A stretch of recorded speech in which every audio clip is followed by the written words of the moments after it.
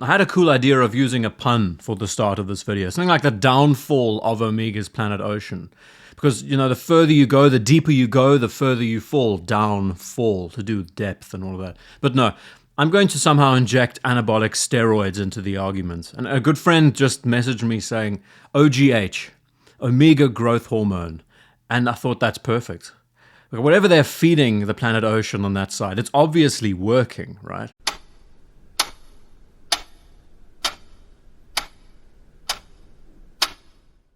I don't think there is a better example that epitomizes the positives and the negatives of modern Omega than the Planet Ocean collection. And today we are simply going to ask what has happened here. What has happened to the Planet Ocean?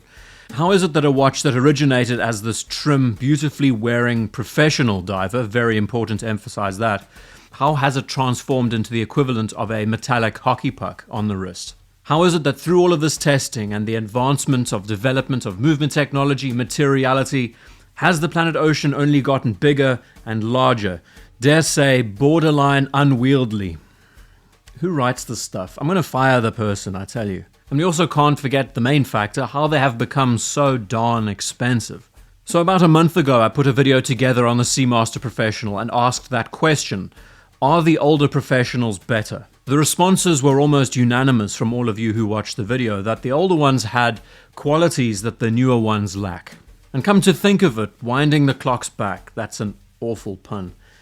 The Planet Ocean has been centralized in this entire development from the very beginning. It was the first in so many categories that directly affected the Seamaster Professional and its later iterations. So if we want to point the finger at what began this monstrous trend of bigger and bulkier in Omega's catalog, the Planet Ocean is the culprit.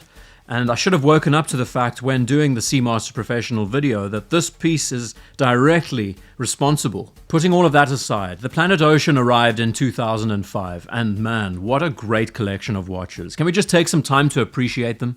Genuinely in the top 10, maybe even the top 5 of best dive watches on the planet. Maybe that's where the name came from. At the core, there is something so aesthetically pleasing about this range of divers, paying tribute to the very early Seamaster 300s. When I look at a model like the CK2913 and see how its design influence can be traced all the way through to the development of the Planet Ocean and how it has expanded from there, the fact that it has this through-line inspiration, it means you have a winning formula, and it's terrific for that reason. Yes, maybe I'm speaking from a place of bias here because I absolutely adore the early generation Seamasters. But there is no denying that these designs are beautiful and iconic and manage to express Omega's language in almost every aspect without even reading the name on the dial. Like the CK2913 or the 165.024, we're all still waiting for this watch to be reissued. Hurry up. The Planet Ocean represents Omega's modern tribute to these classic designs. And in there alone, they have been very smart by how they have implemented new technology, given these watches new abilities, and continually expand them further forward. And if we're going to use James Bond as that tired, cliche metaphor for this range of pieces, the Seamaster Professional 300 has a more svelte, Brosnan-esque character. And the Planet Ocean, well, it feels more like the SBS Bruiser, more akin to Craig's character. What I find most interesting when trying to unpack what happened to this watch and how it's changed so drastically is seeing how these models have evolved from the early 2000s until the late 2010s and until now.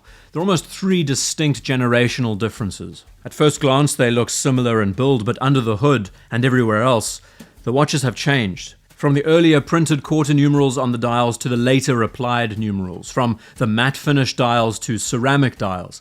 Let's just appreciate their designs. From as early as 2005, we have essentially the blueprint for the future development of the Planet Ocean line.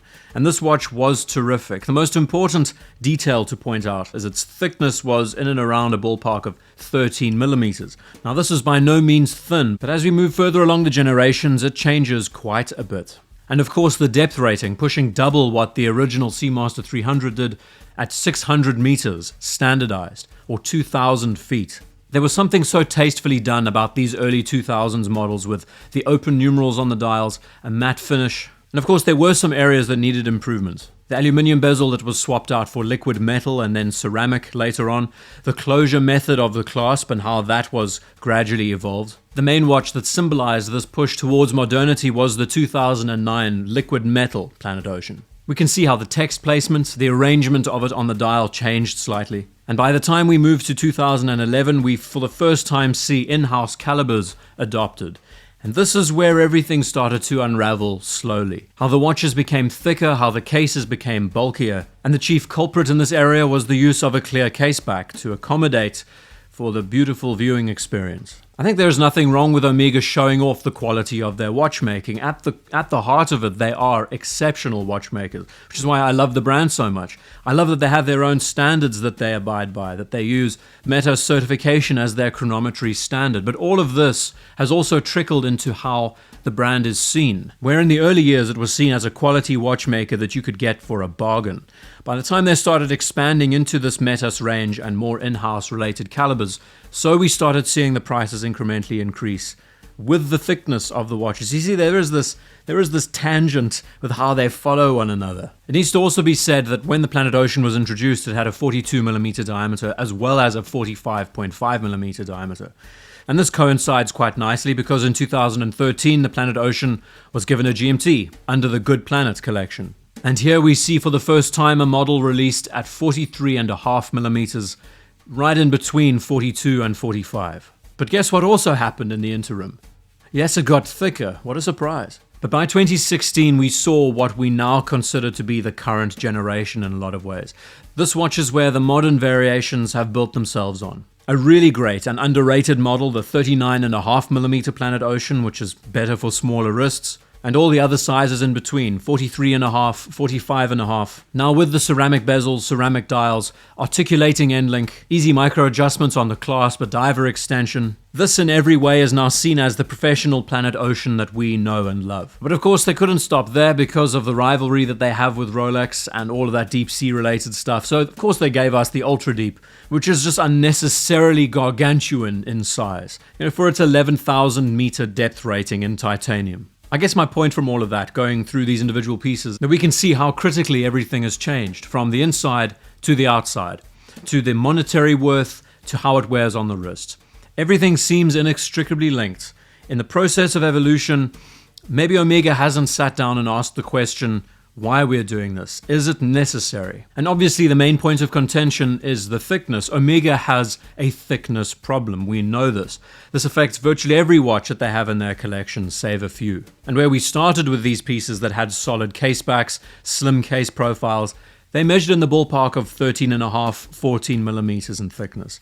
We've now moved to a point where these watches are nearly exceeding 21mm in thickness and beyond. And how is it that these watches have gained so much in that case thickness, but not in depth rating? It has to do in part with the composition of the Planet Ocean, the domed sapphire crystal, the large knurled bezel, the extra thick mid-case, and on top of that, a screw-down caseback with a sapphire crystal. Now individually these parts don't measure to be anything excessive, but collectively tells a different story. And it's asking this question of what is the future of this range going to be?